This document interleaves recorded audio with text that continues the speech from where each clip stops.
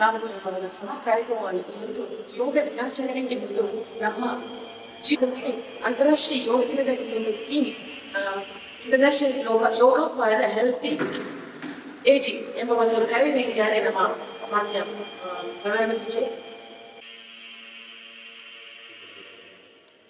ದೀಪ ಜ್ಯೋತಿಗೆ ನಮಸ್ಕರಿಸುತ್ತಾ ಎಲ್ಲರೂ ಆರೋಗ್ಯ ಜ್ಯೋತಿ ಇದೇ ರೀತಿ ಬೆಳಕುತ್ತಿದೆ ಎಂಬ ಆಶಯದೊಂದಿಗೆ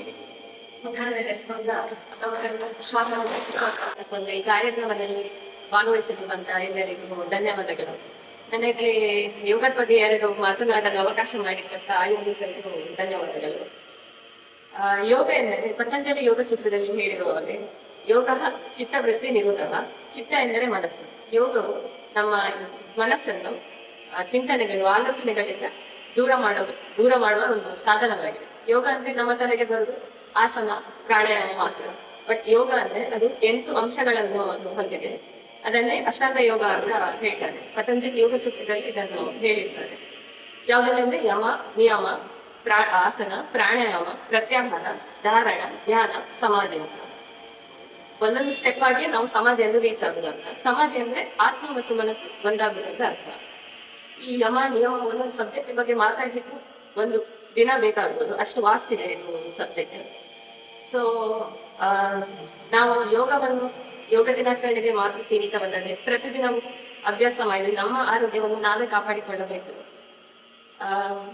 ನಮ್ಮ ಪ್ರಧಾನಿಯವರಾದ ಶ್ರೀ ನರೇಂದ್ರ ಮೋದಿ ಅವರು 2014ರಲ್ಲಿ ಅವರ ಒಂದು ಪ್ರಯತ್ನದಿಂದ ವಿಶ್ವಸಂಸ್ಥೆಯು ಜೂನ್ 21ರಂದು ಅಂತಾರಾಷ್ಟ್ರೀಯ ಯೋಗ ದಿನ ಅಂತ ಘೋಷಿಸಿತ್ತು. ಸೊ ಆ ವರ್ಷದಿಂದ ಪ್ರತಿ ವರ್ಷ ನಾವು ಯೋಗ ದಿನಾಚರಣೆ ಆಚರಿಸ್ತಿದ್ದೇವೆ.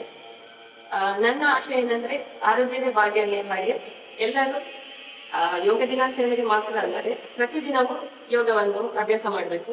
ಹಾಗೆಯೇ ಮನಸ್ಸಿನಿಂದ ಬರುವ ಕಾಯಿಲೆಗಳು, ಆಂಗ್ಸೈಟಿ, ಡಿಪ್ರೆಷನ್ ಹಾಗೂ ಮನಸ್ಸಿನಿಂದ ದೈಹಿಕವಾಗಿ ಬರುವ ತುಂಬಾ ಕಾಯಿಲೆಗಳಿದೆ.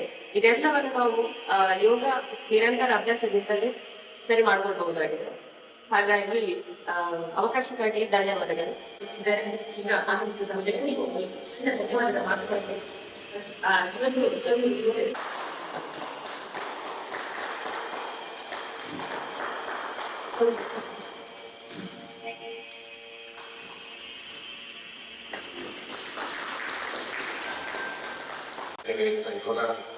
ಕಾರ್ಯಕ್ರಮಕ್ಕೆ ಮುಖ್ಯ ಅತಿಥಿಯಾಗಿ ನಮಗೆ ಕಾರ್ಯಕ್ರಮ ಉಪಸ್ಥಿತರಲ್ಲಿ ಕಾರ್ಯಕ್ರಮ ನಡೆಸಿದ ಡಾಕ್ಟರ್ ಶಾರ್ವಿನಿ ಎಫ್ ಇವರಿಗೆ ವಲಯ ಸಮಿತಿಯ ಪರವಾಗಿ ಹಾಗೂ ಸಂಘಟನೆಯ ಪರವಾಗಿ ಹೃತ್ಪೂರ್ವಕ ಧನ್ಯವಾದಗಳು.